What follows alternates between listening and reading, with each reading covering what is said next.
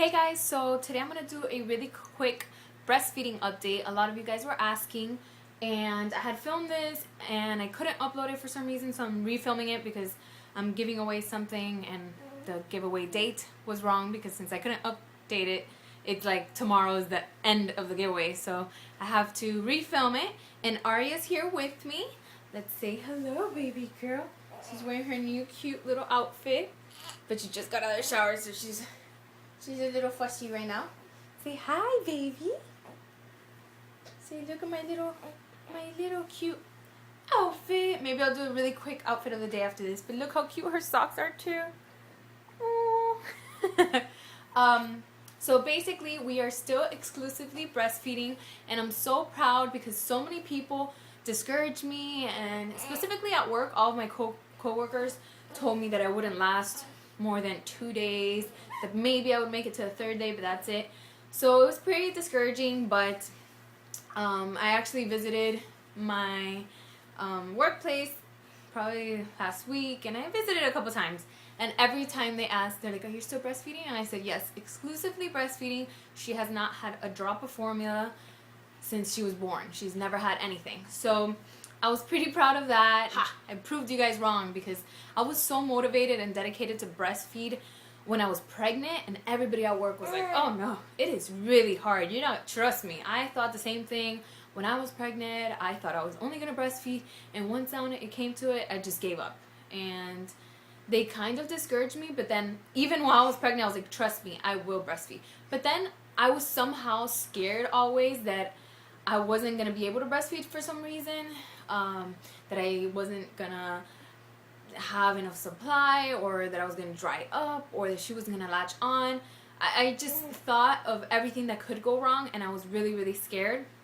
But thankfully, we haven't had any problems since she was born. She latched on perfectly fine the first time I had to feed her, and it was just, she was just perfect. She did amazing, and I felt like I had done it before for some reason. It felt so natural. And actually, about the second or third day that we were at the hospital, we had a lactation consultant come in, and that was kind of just given by the hospital, and she just came in and taught us different positions and different ways for her to latch on, and I think that kind of affected us. We were doing just so great, and probably right after she came in, I was trying all the new things, and she latched on wrong. She kind of latched onto half of my nipple and just started making me bleed, so I kind of had to stop breastfeeding from one side and only breastfeed from one side for about 6 to 8 hours, and kind of just let the other side rest because it was hurting so much. And that's kind of the only little bump in the road that we've had.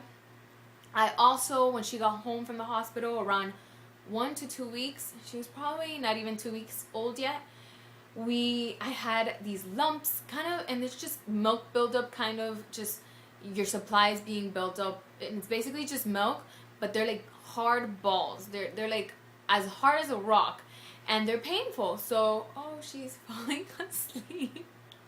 And they're really painful. So I think that's just, it was my body not used to producing milk and so forth. So what I did is every time I would shower, I normally shower with extremely hot water, but I would try to put it even hotter and just massage each breast about 2 to 3 minutes. And I did that ever since. Even now when I'm in the shower, I do that because it kind of just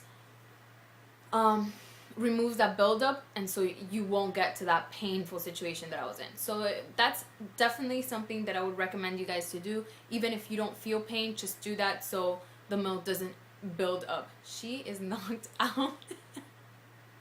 She was tired. Anything else? The one thing I have had issues with is kind of pumping at the same time that I'm breastfeeding, because as you guys know, I am going back to work in 2 days now, and it's been hard to know how and when to breastfeed, because when to pump, because I'm breastfeeding. So I don't want to have a situation where I don't have milk for her to breastfeed. So what I've been doing is breastfeeding her and then an hour later pumping, but it's just really hard because it's hard to find the time because when she's not breastfeeding, when I do have a few minutes, sorry, my husband came in the room, and she's up. So basically, the only thing I've had issues with is kind of pumping and finding the time to pump while I'm breastfeeding. I know a lot of people, some of my friends that have been breastfeeding and trying to pump at the same time, they've had to give formula during the time that they were building up their stash, and then once they have a stash going then of milk, then they'll start just pumping regularly. But since I didn't want to do that, I've had issues. I just need to organize myself and find the time. And so I've been kind of feeding her and then trying to wait an hour to have some type of milk in my breast so I can pump sufficient amount to kind of just freeze afterwards. So far I have about 20 ounces in the freezer, which is terrible considering that I've been trying to pump for about 2 weeks and I've only been able to pump maybe 2 days out of those, and twice, not even 2 days, literally just 2 separate times.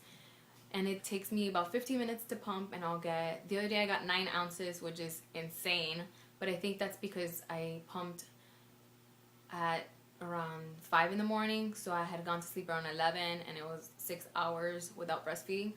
So that's really the only bump that we've had, finding kind of the balance between breastfeeding and pumping and building up a stash. So that's it. The only recommendations I would give you guys is, one, just the massage every time you shower with hot water. They also told me to use kind of warm towels to do that, but I didn't like that because the towels would get cold in 2 seconds and it wouldn't work for me, so I'd rather do it in the shower. And second thing is to just, you're gonna get advice from everybody and anybody, and this isn't just for breastfeeding, this is for everything with your baby. Just be polite and say thank you, but just know, be confident in yourself as a mom. You know what's best, so you make the decisions, and just be confident about it, and that's it. And then third, which is something that I have not heard of at all on YouTube, is the fact that by law, your insurance company has to provide a breast pump for you.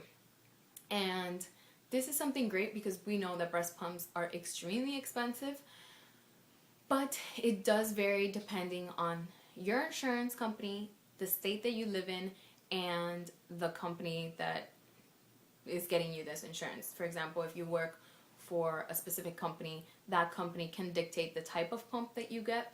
So I know my lactation consultant has provided these free pumps to a couple of her clients, and they've been the Medela to the dual electric pump that is the one I purchased for $284. So that's amazing. However, I personally have Blue Cross Blue Shield of Florida, and my company kind of dictated that I couldn't get a double electric pump, that I had to be a single manual pump, which was depressing for me to hear, because when I did call my insurance company, they told me they would get that pump to me right away. And basically what you do, they don't call you and just offer you the pump. You have to call your insurance company and say that you're calling, even if you're pregnant or you've already had the baby, that you're calling for the free pump, and they'll ask for a prescription from your doctor. And if you're pregnant, this will be your OBGYN. If not, it would be your pediatrician. And they basically just write up, it says breast pump, and you